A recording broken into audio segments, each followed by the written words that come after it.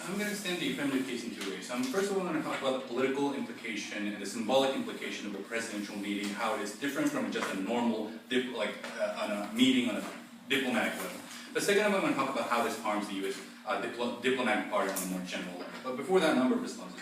First of all, they talked about like negotiation will work, but then they said that probably nothing practical will happen. This is just a symbolic thing. Now, first of all, they have conceded that nothing practical will actually happen, but second of all, we think that this is a problem. So even though you're not actually achieving any practical solution, any practical progresses, Donald Trump can basically say that, well, the North Korean crisis is over, and let's move on to the next topic. We think this is a very dangerous narrative for Donald Trump to be able to use, because you only have a superficial solution. Second of all, they talked about how, like, if Trump refuses to go to this particular meeting or summit, that will piss off North Korea. This is like extremely unrealistic, and it's not true, because probably North Korea doesn't expect Donald Trump to come to the summit, and it was quite a surprise for all the international community that Donald Trump actually did accept to go to the summit. But second of all, it's already the status quo. Like the United States and the international community have constantly refusing like a high-level diplomatic negotiation with North Korea. So you're not changing the status quo. So we don't think that this creates additional tension or additional reason for North Korea to get pissed off at the international community. Third of all, they talked about how this will harm U.S. relationship with South Korea, and that's bad. Now, what we say is that particularly after the failure of the six-party talk, it has been the consensus of the international community that a soft negotiation with North Korea will simply not work. That is why countries such as Japan, that is why countries such as South Korea and also Australia and the United States has basically banded together to have a collective pressure on North Korea, financial sanctions upon them, and right now they're considering even like a certain restricted military sanction. It is so, therefore, it is actually the South Korean government who has broken this promise, and South Korean government has been criticized for breaking this collective pressure upon North Korea, ladies and gentlemen. The last time when South Korea went soft and continued a soft negotiation with North Korea, that was the Sunshine Policy, which ended miserably. It just bought time for the North Korean government to produce more nuclear weapons. The final response to them is that they said that pressure won't work. Now what we say is that pressure has not been working for 20 and 30 years. We accept that. But there's the reason why international pressure against North Korea has not worked through the past 2 or 3 decades is because the international community simply was not serious enough about the North Korean crisis. Right now, there was a dramatic paradigm shift because recent news shows that North Korea has now developed an international intercontinental ballistic missile. So basically, what that means is that North Korea now has the capability to attack the United States at its soil. That has created a massive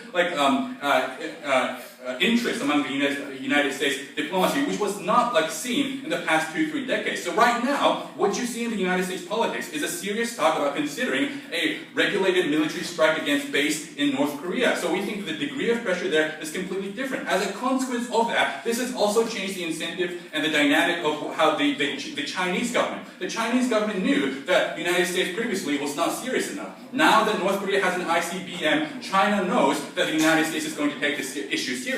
Therefore, it's likely that China would take also a serious stance to resolving and putting pressure to North Korea. So right now, what we are at is at a tipping point. If we continue this pressure, we will see, and it's very likely that we will see some sort of change that we haven't saw in the past several decades. And if we soften down, we think that it returns back to time. So moving on to my first extension. Not yet.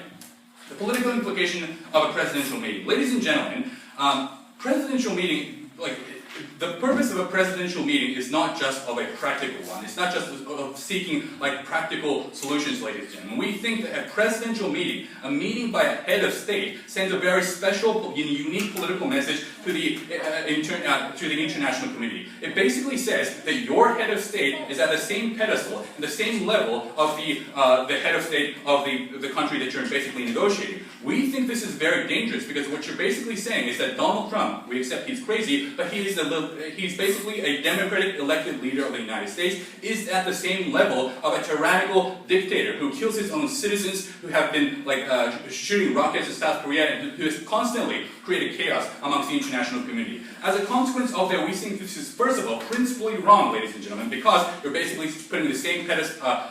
You're basically putting a democratic elected leader on the same pedestal as a massive psychopath. But second of all, this is practically dangerous because the North Korean government can basically use this as a propaganda to strengthen their own regime. They can now say domestically that the Kim Jong-Un regime is now legitimate because now the United States president, the leader of a free world, is coming to them and bowing down to them. That's the kind of narrative that they're going to create and strengthen their regime and create this as a propaganda. So moving on to my final extension, how this is going to harm U.S. diplomatic power. It's going to harm in 3 ways. First of all, Trump would basically struggle from an internal backlash from his conservative Republican, because Republican has been historically very hard on North Korea, and this sudden change of tone is going to be obviously going to be a massive backlash by his fellow Republican. Moreover, there's going to be a massive backlash criticism from the Democratic Party as well. So instead of focusing on the diplomatic issue, now Trump would have to spend most of this resource and time on controlling the United States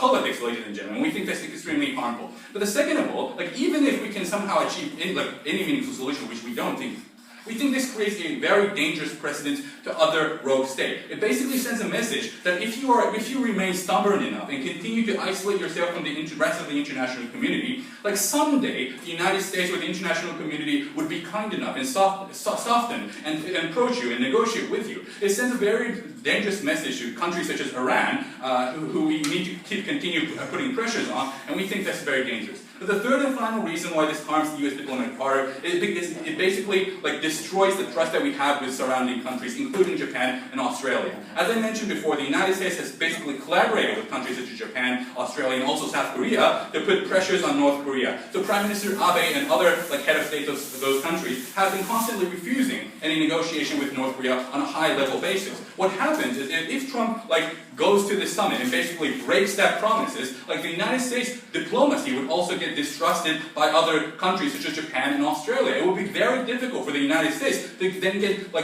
future cooperation from these kind of countries, because these countries will now think that even if we make promise with Donald Trump or the United States, who knows, the United States will back down again. As a consequence of that, this severely harms United States diplomatic power, and that is why the motion must stand.